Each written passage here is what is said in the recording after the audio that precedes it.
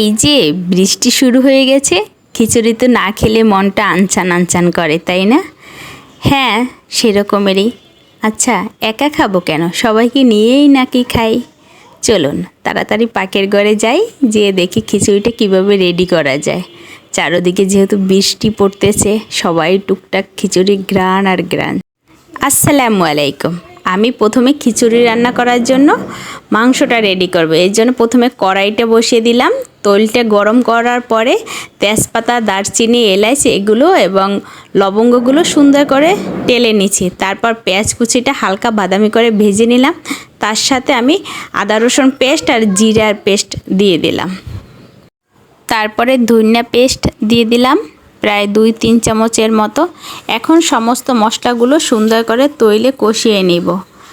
তৈলে মোটামুটি কষাচ্ছি আর আপনাদের সাথে গল্প করছি।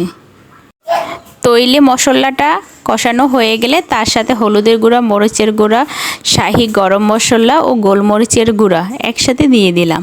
তারপর আবার একটু নাড়াচাড়া দিয়ে ভালো মতো মশলাটা মিক্স করে নিয়ে তারপর একটু পানি দিয়ে দিলাম। পানিটা দিয়ে আবার সুন্দর করে কষিয়ে নিচ্ছি। যখনই মোটামুটি কষানো হয়ে যাবে, তেলটা বের হয়ে আসবে, তখন একটু লবণ দিয়ে আবার একটু কষিয়ে নিলাম। নাড়াচাড়া দিয়ে তারপর মাংসগুলো ঢেলে দিলাম। মাংসগুলো দিয়ে এখন আবার আমি সুন্দর করে মশলাটা কষিয়ে নিচ্ছি। মাংসটা ভালো মতো কষিয়ে নেব। মাংসটার গা থেকে যতটুকু পানি বের হয়, যতক্ষণ পর্যন্ত শুকিয়ে না যাবে ততক্ষণ পর্যন্ত মাংসটা ভালো মতো কষিয়ে নেব। চুলার জালটা মিডিয়াম লোতেই রান্না করতে হয়, যেহেতু আস্তে আস্তে মাংসটা যেন সেদ্ধ হয়ে যায়। বৃষ্টির দিনে খিচুড়িটা খেতেই অন্যরকম লাগে, তাই না? আমার কাছে তো বেশ লাগে। বুনা খিচুড়ি বলেন, পাতলা খিচুড়ি বলেন, তার সাথে যদি একটু শুটকি ভর্তা হয় তাহলে তো আর কোনো কথাই নেই। খিচুড়ি কে না পছন্দ করে? কার কাছে খিচুড়ি খুব খেতে ভালো লাগে, বৃষ্টি আসলেই মন চায় যেন একটু খিচুড়ি খাই, অবশ্যই কমেন্ট বক্সে জানাবেন। তারপর এখানে আমি মুগ ডাল আর মসুরির ডাল দিয়ে দিলাম। মুগ ডাল আর মসুরির ডালটা আবার সুন্দর করে কষিয়ে নিলাম। কষানো মোটামুটি হয়ে গেলে তার সাথে এখানে একটু গাজর কুচি দিয়ে দিলাম। গাজরটা দিয়ে আবার একটু ভালো মতো নাড়াচাড়া দিয়ে দিতেছি। তারপর এখানে আমি বাদাম বাটা দিয়ে দিলাম প্রায় 1 কাপের মতো। খিচুড়িতে বাদাম বাটাটা দিলে হয় কি, স্বাদটা আরও দ্বিগুণ বেড়ে যায়। অবশ্যই সবসময় ট্রাই করবেন বাদাম বাটাটা দেওয়ার জন্য। মশলাটা সব কষানো হয়ে গেছে। এখন আমি চালগুলো আগে থেকে ধুয়ে পানি জড়িয়ে রেখেছিলাম, এখন চালগুলো দিয়ে আবার একটু কষিয়ে নিচ্ছি। প্রায় আমি 8-10 মিনিটের মতো এই খিচুড়ির চালটা ভেজে নিলাম।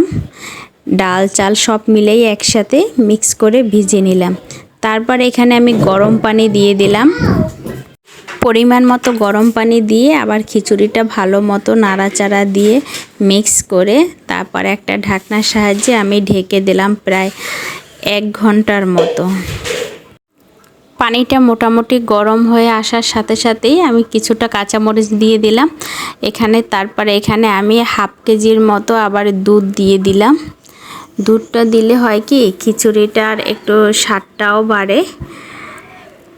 পোলাও, খিচুড়ি, তারপর বিরিয়ানিতে দুধ না দিলেই বোঝা যেন ভালো লাগে না। যাই হোক, তারপর এই তো আমার খিচুড়িটা মোটামুটি রেডি হয়ে গেছে।